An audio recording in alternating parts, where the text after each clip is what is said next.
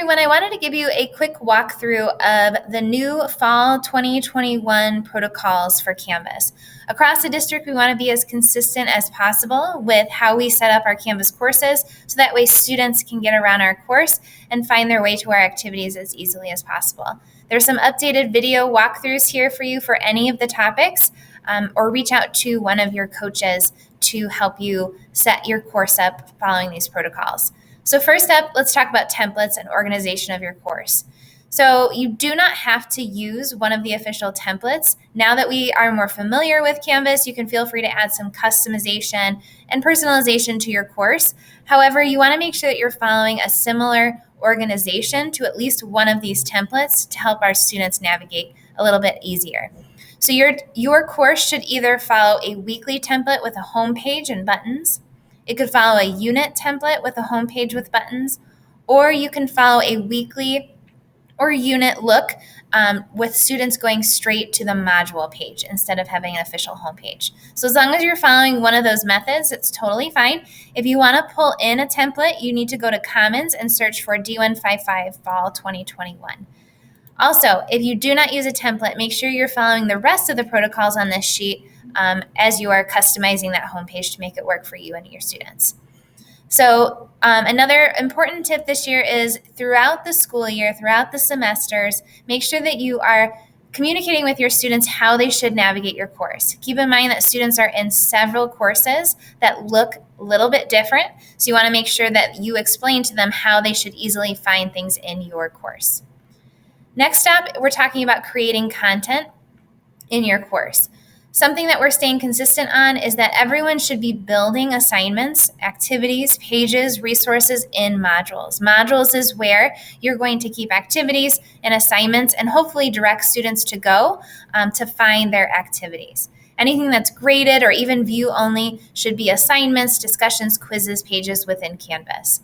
Announcements should only be used for quick updates and reminders, and student info and names should never be shared within those announcements, as those could be viewable to students and parents. An important distinction here is a lot of us are going to be importing content from other semesters this year, so those are going to plop into the assignments tab. Make sure you're pulling those imported assignments into modules so students can access them.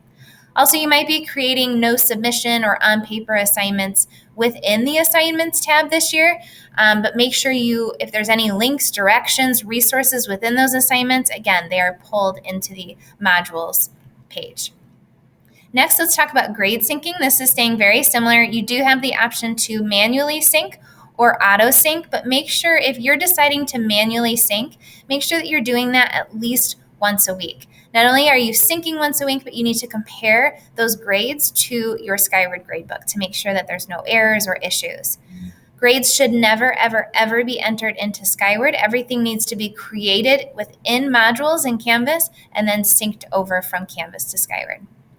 If you want to turn on the auto sync option, remember that is something you do have to manually turn on at the beginning of the semester, and make sure you're continuing to compare your gradebooks at least once a week.